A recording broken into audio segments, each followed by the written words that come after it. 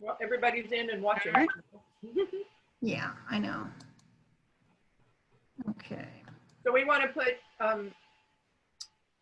Vera on Spotlight. Right. Are you doing that, Nancy, or do you want me to? Would you do it, please? So in trivia, we now have a mother and daughter in the finals. All right. Right? Oh, the Gotard? Is that? There were like tons of them. Yeah. So everybody should be able to just see Vera right now and not the rest of us when we're talking. We're just disembodied voices to you. And I'm a disembodied head. Oh my goodness.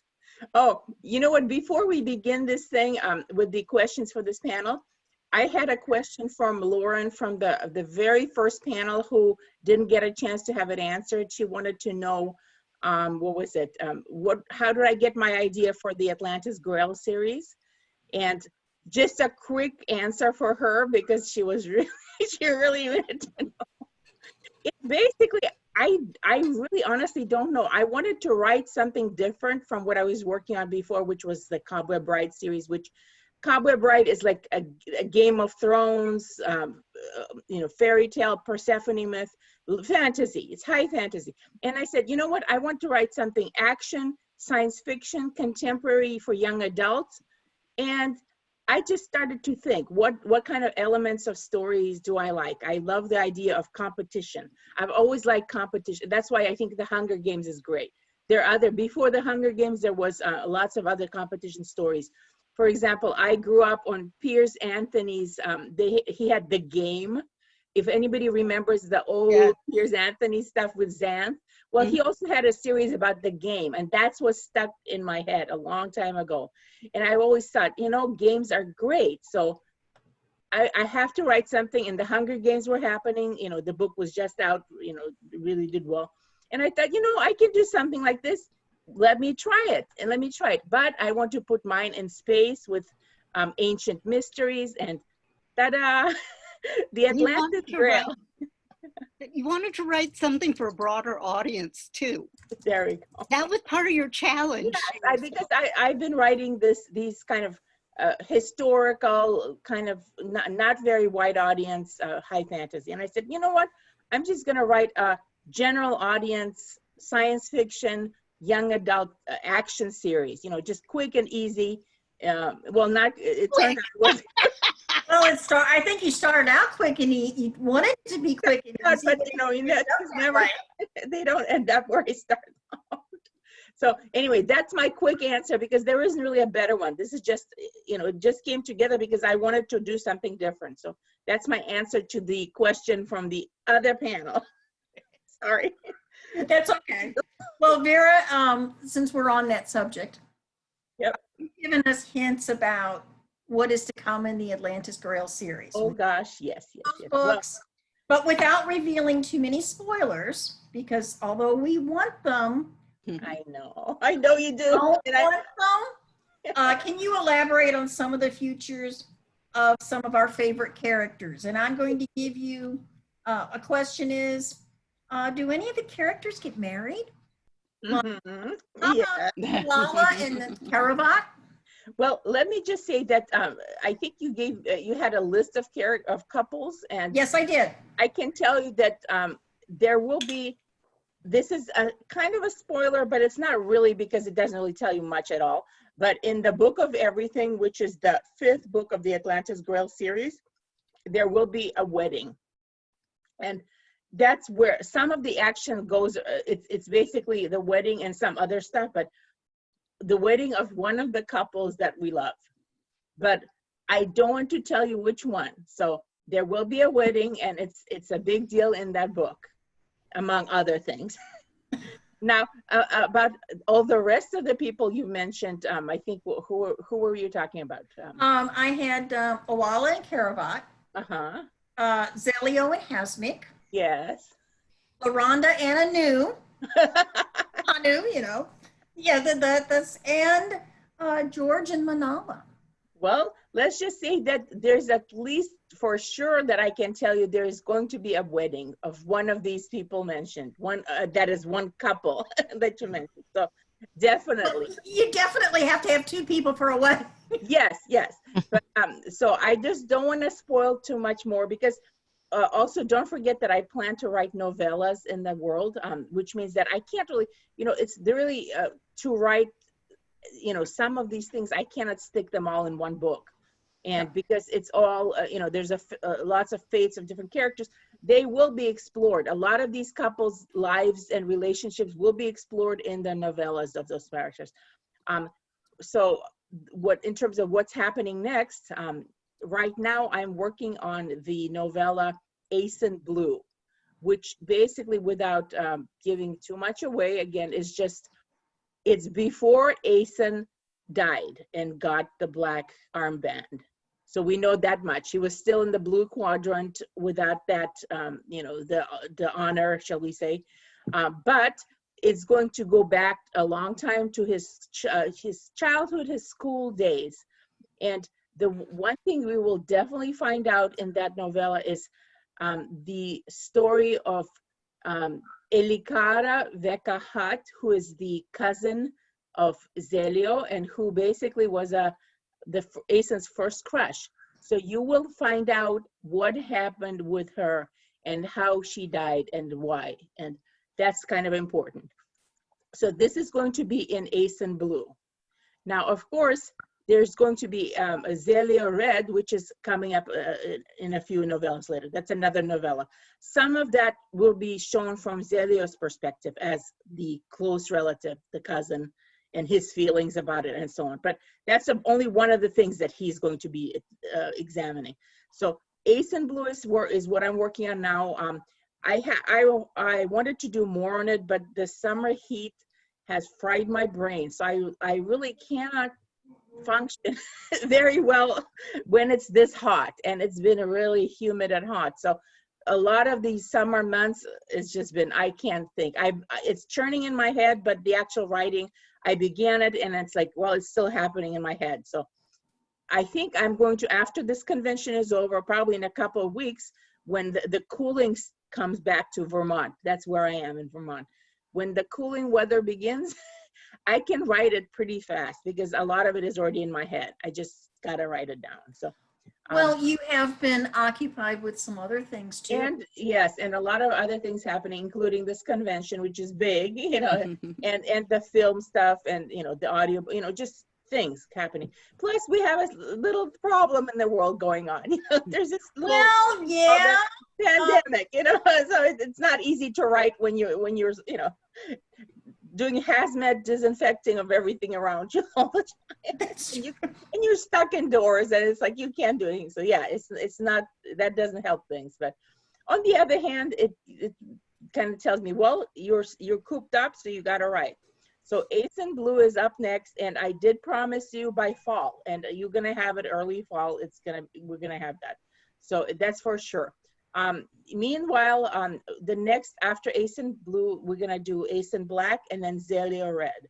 So Ace in Black will be the one that I think a lot of you guys are really waiting for desperately, because that's when Aeson, his thoughts about Gwen, because a lot of that will be already taking place. That's gonna be great. So it's the perspective of Aeson when he first marrying. Right, the stuff that a lot of you did not have a chance to experience before, and you're like, I want to read, qualify from Aeson's perspective. Well, I don't do that. I don't rewrite the book. It's kind of a popular thing. Some writers do this, and to me, I'm sorry, that's not a thing to do. So I would write something completely different. It's a novella. It's a different type of story. It covers other material, but it also shows Aeson's feelings, perception of Gwen. So you're really gonna kind of go deep inside his mind in Ace in Black, and that's coming up hopefully next after Ace in Blue. Then go ahead. You guys had a question? Well, no, no, you go right ahead, because I was just gonna ask another one, so you go right ahead. Yeah, quickly, just to see that. Afterwards, we're gonna switch to, which should be early this coming year. I'm gonna to begin Eos, which is book 1 of the prequel series. And the prequel series is, a lot of you are probably guessing already, that if you've read Survive, you know that there are certain characters in Survive that were mentioned, and they're gonna be the characters in the prequel series. And that was my next question. Well, you want to read the question? Well, okay. I want to know what. Anything about Dawn of the Atlantis Grail series? We know the timeline is set in ancient Atlantis. Yep. Still a thriving community on Earth before the first deadly asteroid. Will we get to meet characters such as Princess Alanara Cassiopeia and Yep. her family? Yes, you will. Princess Arlenari, which is, as you know, the ancestor of who was the same person in the sarcophagus featured in Survive, who was discovered on the Ghost Moon. You know, she plays a huge role in this prequel series. Now, I am not going to say if she's the main character or not, because that's, you know, I just want to leave a little bit of surprise for you guys. But she's huge. She's a big story. So a lot of it is her story. And it covers the original Atlantean discovery of, or encounter with the so-called aliens that threatened Atlantis at that point. And you will find out more what's happening on the ancient Atlantis, why they were being, why they arrived, and that whole interaction, and how that first asteroid struck Earth and created what we would call the Great Flood, and Atlantis sank under the waters, and humanity barely survived, and so on and so forth. So a lot of this will be covered, and you will also, in the prequel series, you will have the chance to see how the characters from ancient Atlantis immigrate. They're also refugees from Earth, and they're running. So they're gonna find the planet Atlantis, and their journey there is covered in a lot of these books. And also you will discover, among other things, how the ghost moon was made into a ghost, why and what's happening with that. And you're gonna find out, how the sarcophagus ended up on the ghost moon, and so on. So that a lot of that will be covered there. And then finally, you're going to get an interesting little jump in time, because the books that I have is, Eos, first book of the prequel, Nyctos, second, Ghost. Oh, I'm sorry, Eos, Dea, Nyctos, Ghost. Ghost is the fourth. Then you have Starlight, which is actually the end of the whole Atlantis Grail series. And by that I mean is that we're gonna stop, and we're gonna read the Book of Everything, which is book 5 of the Atlantis Grail. And then you're gonna read Starlight, which is the last book of the prequel, which sounds really weird, but once you know what I'm doing, you will see why it's happening like that. Why you have to jump back and forth between series to read them. And I'm gonna make, very kind of a notice in the end of the previous book to say, wait to read this one, you have to read this other book first, and then you're going to read this one. So a lot of good things coming, and you're just going to be reading the Atlantis Grail forever. Well, we kind of hope so. I mean, but we don't want to wait 20 years like Oh, no, I don't either. We're not that young anymore, so we need to get cracking on these books. Well, George R.R. Martin still hasn't, finished Game of Thrones. Yeah, well, you know what? A lot of people rag on him, but honestly, after having, again, I keep on lifting and showing you the spine of this thing. This is Survive. And, honestly, every one of his books pretty much is like, I know. So, I do feel for him. This took me like 2 years, and it's over 1,000 pages. This is serious. It's over, what's the page? For those who don't have this edition, 129, just if you don't believe me, 1,029. That's how long this book is. That's a lot. And, I feel bad for somebody like George R.R. Martin, because, I hope he can finish it, but he's written a ton of these things. Well, I mean, a lot. I mean, there's a lot of series writers that, you know, fans have waited several years for Yep, their yep. next one. And I do not That you, expect that, you know, there's a popular TV series that you and I both like. yes, We're still waiting for the 10th book.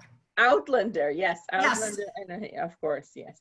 But again, a lot of it is just, you know, if you want to go back and think about the writer, because I'm thinking of, this is what I've been doing, you know, it really takes it you know, it squeezes you out a little. There's a lot. By the end of the you know, as the books go on, you get tired of certain things. It's not that you're tired of the characters, but it's just like the whole sequel, the long arc hangs over you, and you know, oh my God, how do I tie this up together? So it becomes a matter of just like, how can I hold up this grand, you know, thing?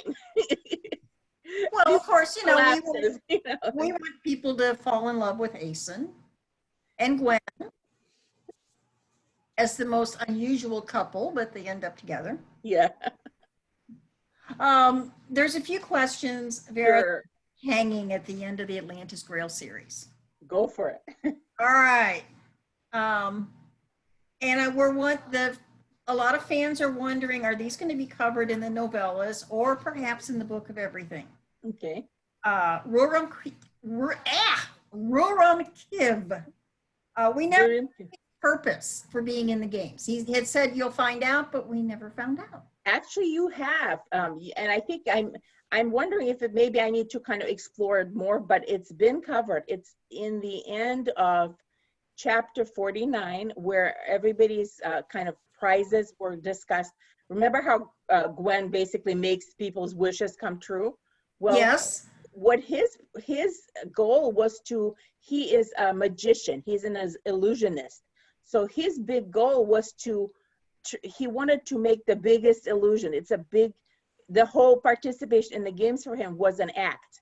So he wanted to, by doing that, to be basically admitted to the level of the highest artists in his field.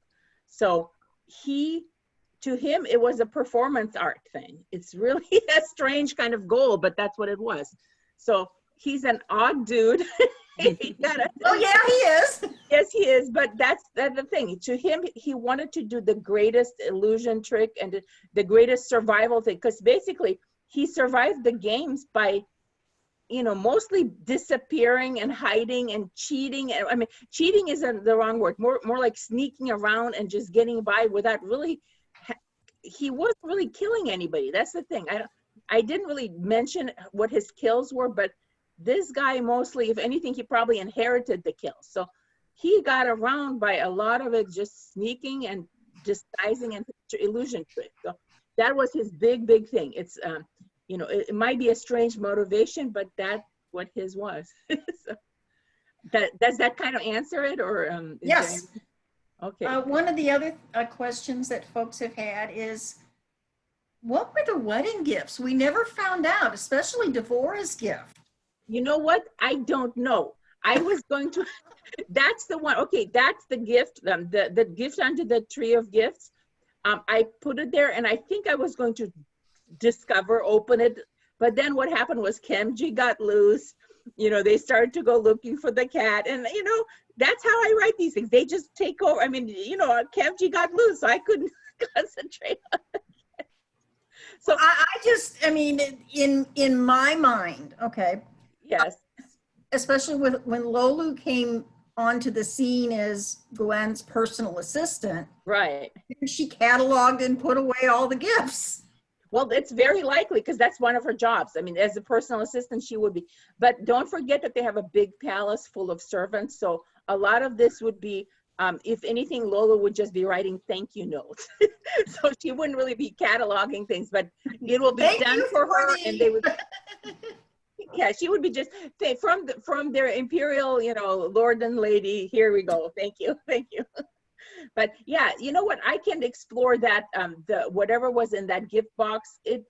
There's plenty of novellas I can put that in, and it's possible that I may actually mention that in the Amrevet Nights novella, which is going to be the honeymoon, the Gwen and Aeson honeymoon novella. So we're going to get a little bit more of a racy situation there because Well, now you did promise a non-young adult. yeah, yes, it's a little bit more adult than, than normal. So and it's optional, you know, no, if you don't want to read that kind of thing, then you don't. But that's going to probably, and I would love to put that, you know, the gifts can be mentioned there, so we'll find out what the gifts contain. But yeah, so, there we go. Well, yeah, I mean, let's see here. Heather, did you have some questions? I know I've kind of hogged things. I actually did not have any. See if there's any coming in from the audience. If anybody's got some that they want to know about what's coming up. Now, I did see there was one on the forum before that somebody was asking, in the games, when as points go, when somebody had the Grail, were they did they earn points? Like when Gwen temporarily had the one Grail, did she earn points for that, or was it only if you were still holding it at the end of the stage? She may have gotten very few points because what happened was there are different things they award. For example, they have like minor things like getting your food and water, you know, getting your daily, you know, like breakfast or whatever things. So they could have given her some, but because she didn't hold on to it, they didn't give her the full, you know, as the full set of points. But she got something, some kind of minor achievements goals, you know, maybe 5 or 10 points, something like that. But yeah, because they would count a lot. All these judges would sit there and basically analyze every video footage they could of the games. All the nano cams would be floating around, and like all the programmers who are running the cams would be calculating. So, you know, and of course it's done by computer, so a lot of it was automated, and that's why they have instant results. People would be betting back and forth, crazy stuff, you know. So yeah, a lot of it was automated, but yeah, they would be awarding some of the points. And somebody's asking how old Gwen would have been at the end of Survive. How old? Mm-hmm. Wasn't she? I think she was 18. I believe she was 18. Yeah, She was 18, and then the epilogue was 5 years later. Right. So by then, you know, we would.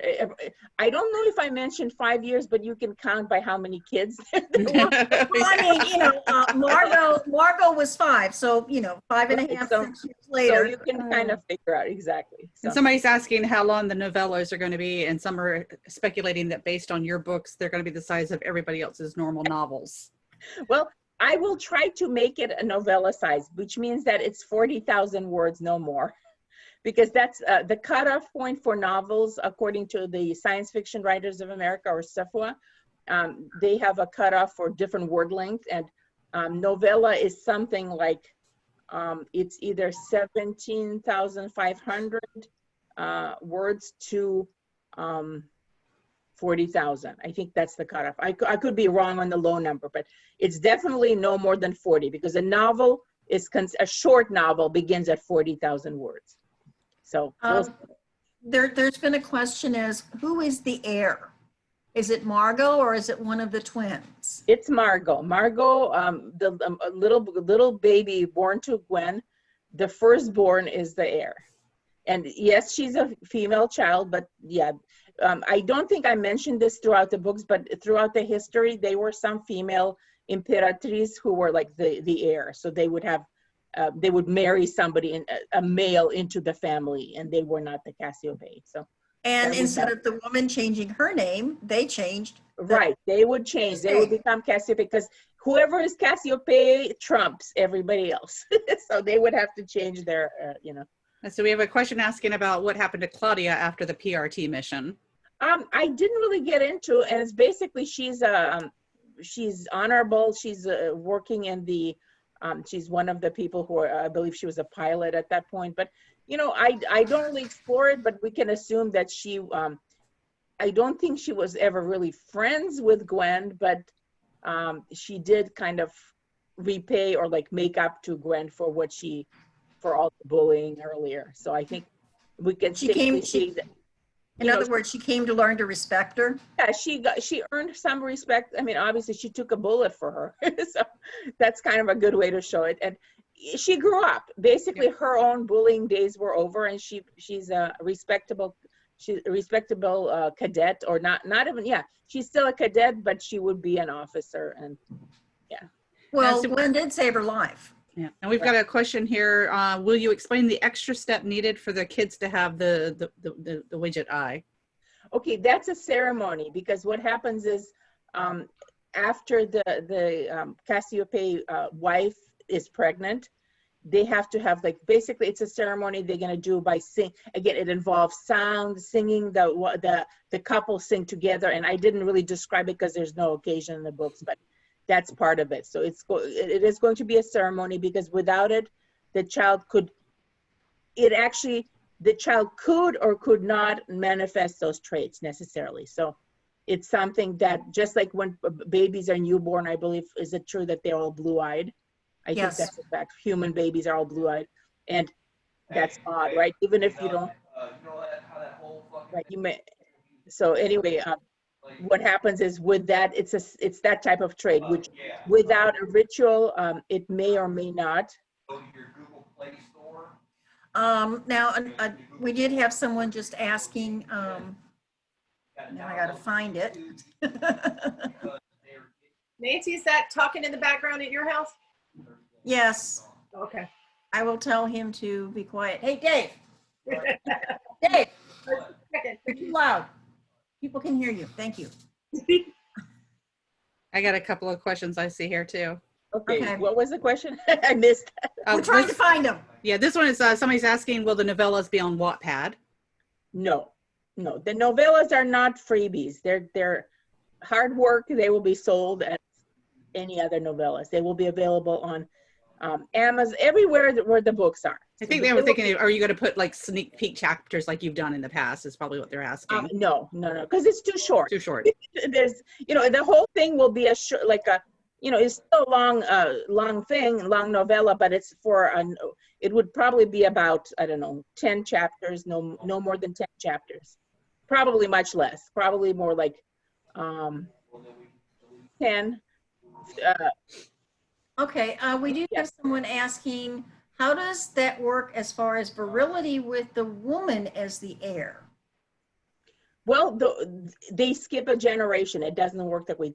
She basically, her child will still be strong in terms of genetically Cassiopeia, but there isn't going to be a rite of sacrifice the same way, because her child will not necessarily be, she could, depending on whatever the husband is.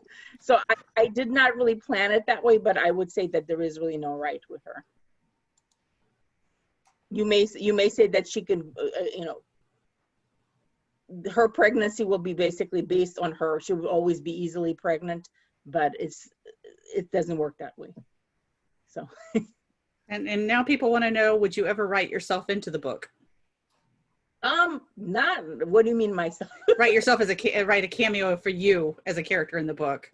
Yeah. Nah, the way I do it is I always write, all my characters are a part of me, sort of. So if I were silly fish boy, I would be like Anno. If I was a wonderful, kick-ass, smart alecky girl, I would be like Bree. But I am not Bree. I'm not Anno. But that's they're all part of you. Yeah, right. Oh. So I want to ask, and is that the Anu and the fish slapping, was that at all inspired by Monty Python's fish slapping, or did you know what? No, you didn't know about that? I just wanted fish. I don't know what it was. To be honest, I just imagined this whole thing with the fish and the fishing village, and it just came to me, and the dog peeing on his leg. The whole thing. I love that scene. I laughed so hard. Yeah, I was laughing as I wrote it too. Oh. Yeah, especially since I've got a dog that probably would do that to somebody. There we go. There we go.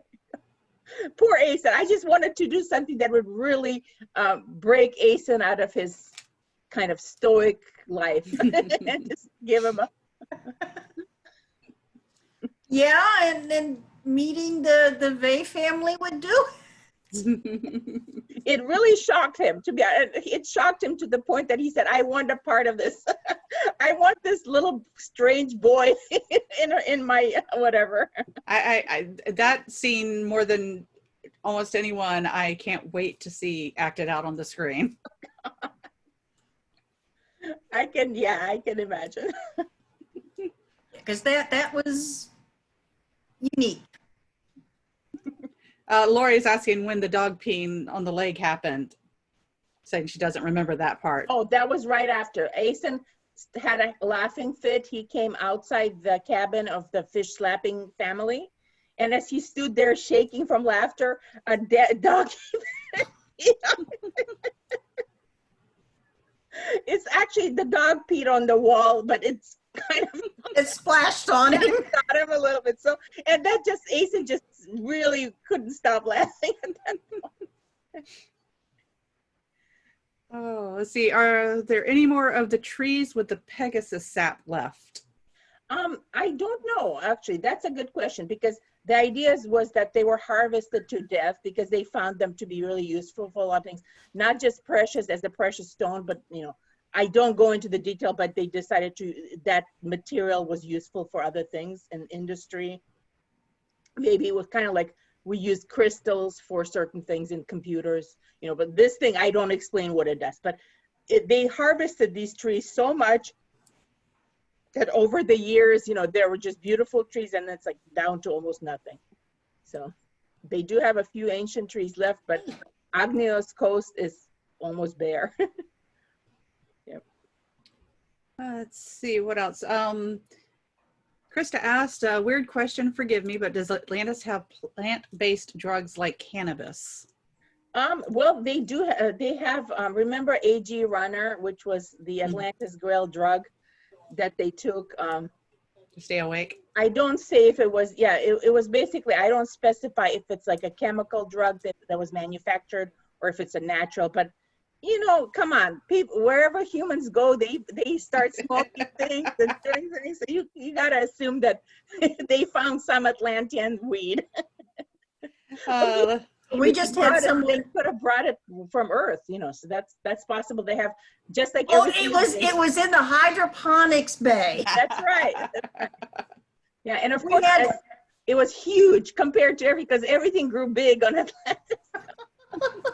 Really big. We have somebody asking if we'll get to get a longer visit with Asen's grandparents. I could do that. Sure, I could do that. I wasn't really planning because they would have been like side, characters. But yeah, they could show up definitely in the Book of Everything, which will be centered, like I said, around somebody's wedding. But they will be, all the characters we know and love are there, so they can show up, and I would be happy to give them more airtime. Oh yeah, the Amravet First Priestess. Yeah, we'll see. How much time has passed? Yeah, she's still alive. That old bag. Let's see, will we find out what happened to the Pegasus after they healed the rift? I don't know. I don't know if I want to go there because it's sort of a mystery because they go back to their own whatever dimension they came from, and it's kind of like they could have gone and the rest is their history. It's like we're no longer a part of that universe, so that bond has been cut. That's kind of the sad part because they did say goodbye to Gwen, and it's like it really is a goodbye. So, Well, we have someone asking, where's Rom? Okay. The last time he was in a flash of lights. But he did go through the black hole and ended up going through to Earth, that side of, the wormhole or whatever. But I am just going to leave it open until the Book of Everything, because that part of it is related to the story. So if I go any deeper than that, then spoilers. Well, we like our spoilers, but then again, we don't want our spoilers. Yeah, you don't want to, because there's a lot of fun stuff to come, and the way the prequel series connects to the main series is fun. So you don't want to, it's good. Well, yeah, I mean, it's unusual to have a prequel and sequel actually join together. Meet in a weird. Yeah, they're going to meet in the middle somehow, and we know that. I mean, we know that there's some characters that we have not met yet, Right. That's but right. have been mentioned. Yeah. That are going to be very important. Yeah, a lot of the Cassiopeia that are the ancients, you will meet them as living characters in the prequel series, and others.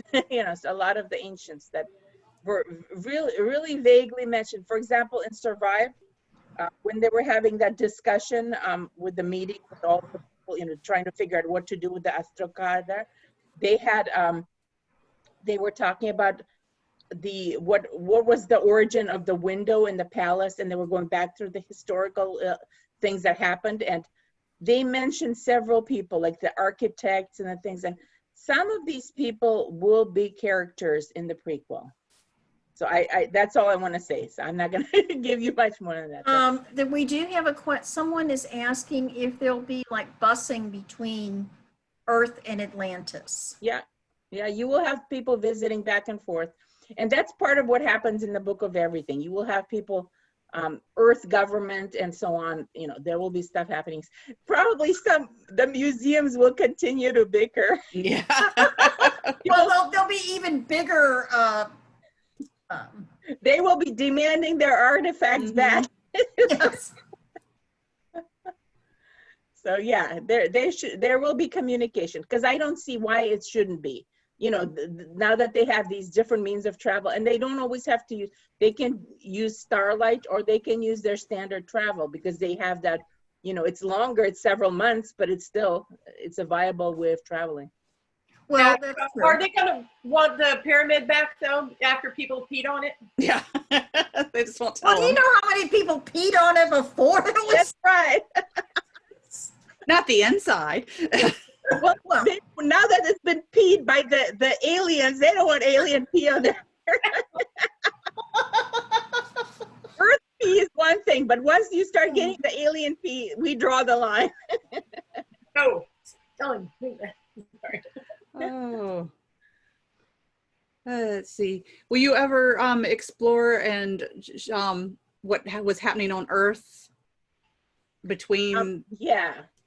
the time periods? Okay, and we're talking about the Well, Earth in the ancient days, or are we talking about Earth during the Earth during the asteroid, once all the kids left, kind of a summary of what, you know. Right. Some of it will show up in George's novella. So you will have George's novella, which is going to be, what is it, George Green? And some of it may be in other people's novellas. So yeah, because Bree you will learn about Bree's background and why she's afraid of closed spaces. She's claustrophobic, so you will learn why and what her childhood is like. And so it's some interesting stuff. So Bree's story will also talk about it. Not because she was there, because obviously she wasn't, but for some of her side of her family. So, yep. Okay. We have so much to look forward to, everybody. Oh, yes. I mean, we have a few novellas, and then we'll be kind of in a dry spell while the next book gets written. All right, and I'll try to For hurry novellas. So Laura says, so others will learn to utilize Starlight. Good. I can just picture Gwen teaching a class and its use. Could be funny, especially if Bree turns out to have a Logos voice. Oh, God. Yep, they will be just popping back and forth like little monsters.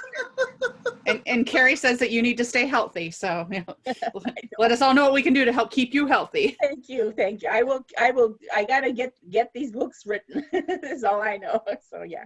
And to be honest, I don't think these books are gonna take as long as, for example, Survive, because this was the main story and the structure has been set.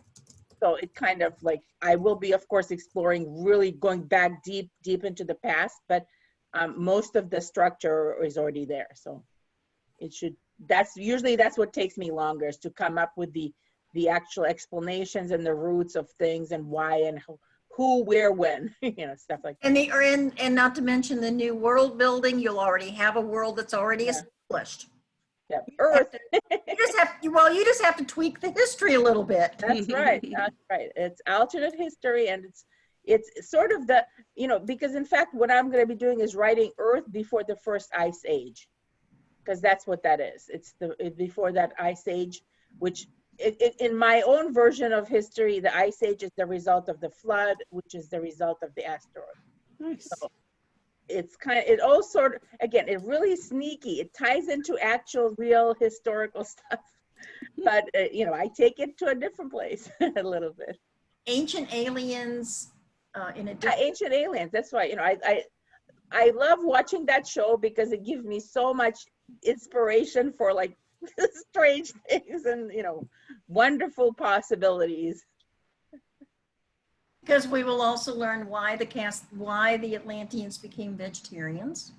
Yeah, part of it is what they had told them, and part of the reason they told them was because of what was the original intent for humanity. You kind of you get a little bit of it from the final chapter, the penultimate chapter of Survive, where they explain that, you know, you were created, we didn't create you, but these other, whoever created you, and you were put there to serve.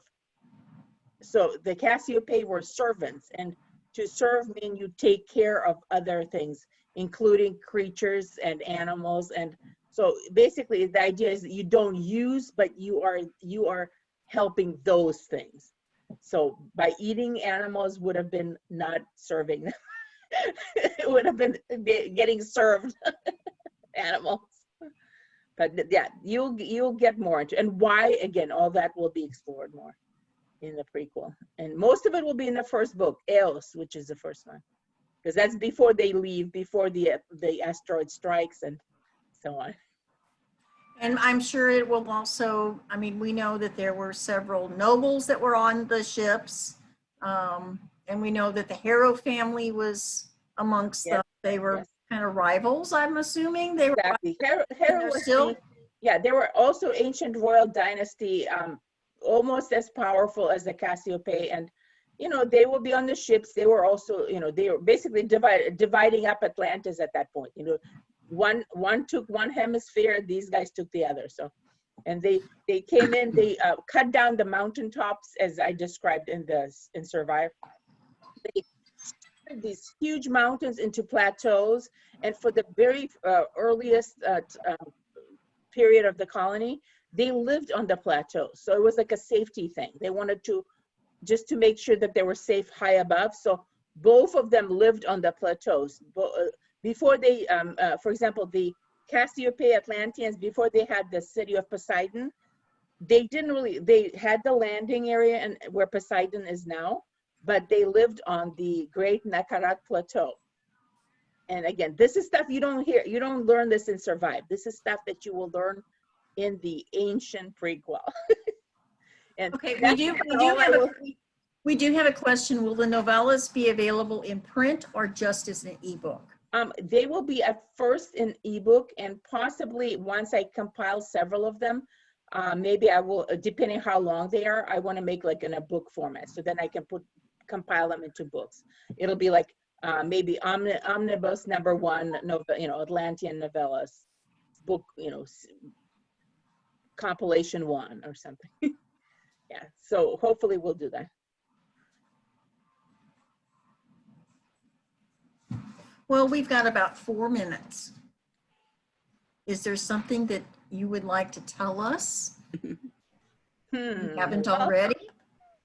I don't see, if I start telling you, I will tread into spoiler territory. And well, and you made me promise that if you did, that I'm supposed to shut you down. Yeah, no spoilers. No. La la la la la la la. Yeah, well, yeah. Okay, I'll give you something that's close to a spoiler. You know how you have qualified book 1 of the series, the competition, to get on ships, you know, to be saved by Atlanteans?